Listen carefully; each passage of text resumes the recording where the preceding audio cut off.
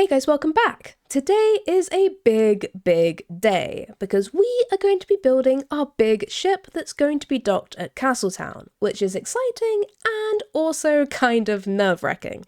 I've never built a ship before. I think we can all agree that these little dinghies do not count, so there is a lot to consider. Between getting the size right, getting everything in proportion, and just generally actually getting it to look like a proper ship, there is so much that can either go very right or very wrong. Hopefully we'll be tending towards the former. But as always, there is only one way to really find out. So let's build ourselves a ship!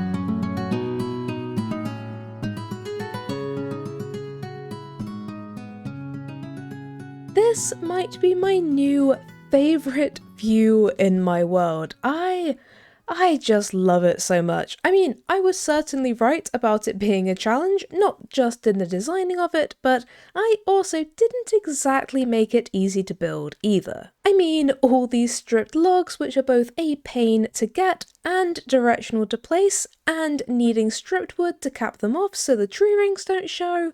Yeah, remind me not to use stripped logs to this extent ever again. Or at least for a good long while, because as annoying as they are, it does also look really good. And as for the design, I don't even know how many variations I went through before I finally got to this. In fact, this was one of my very first design attempts when I first thought about making a ship, and it is all just so off. The size isn't right for the height of the dock, the sails are all kinds of wrong, and it just generally didn't work for me. And unfortunately, or some could say fortunately, I don't have any of my other design attempts anymore, as I pretty much tore them down each time I made the next design, but there were just so many. I think the thing that took the longest to get right was probably the shape of the hull itself. Sometimes it was so thin that it looked ridiculously unstable, and other times it was so flat that it would never cut through the water.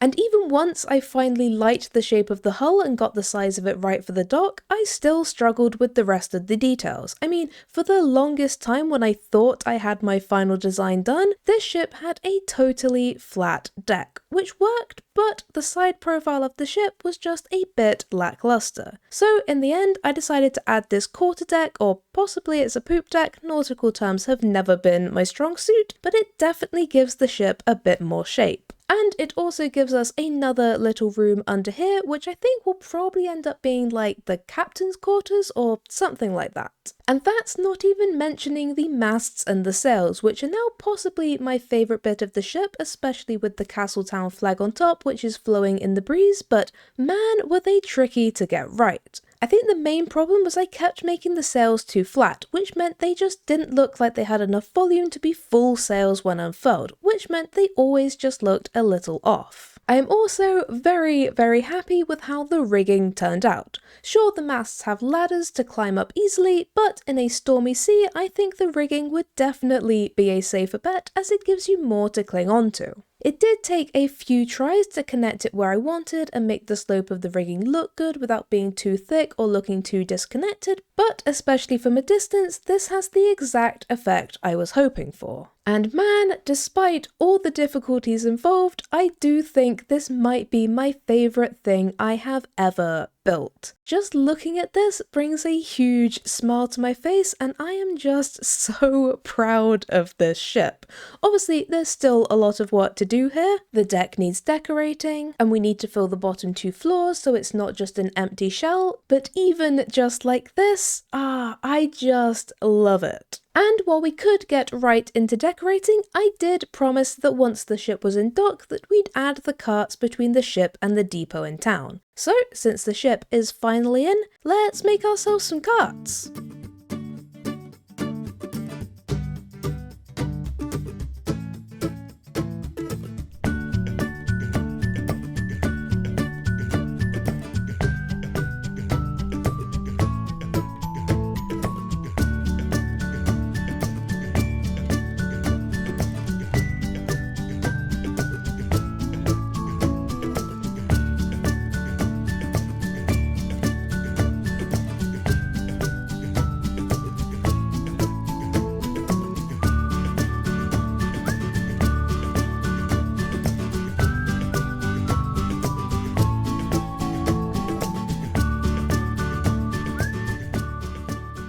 And with these carts in place, this dock is looking fantastic, and you can really see why the central pathway towards the city has been worn down so much, because these things must be pretty heavy on all this stone. But heavy or not, these carts serve multiple purposes for us. First, it very nicely ties the ship into the town itself, showing that Castletown is a place of trade and commerce, and meaning that the dock doesn't feel too separate from the town, despite the fact there's a big wall separating the two. Second, this cart especially gives us another opportunity to light the area up and make sure we don't have any mob spawning.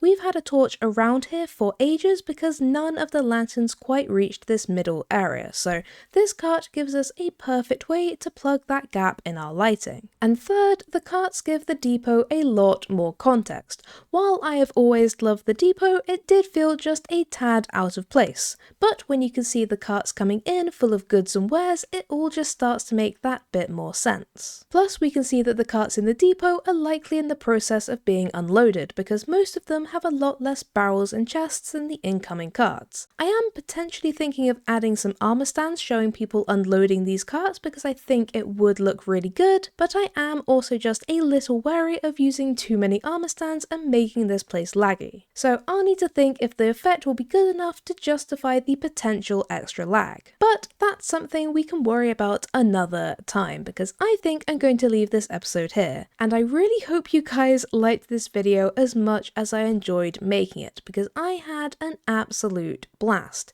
And the fun isn't over because, as I mentioned earlier, this ship still needs to be decorated, and that is what we're going to start next episode. So until then, thank you guys for watching, I hope you have a great day, and I'll see you next time. Bye!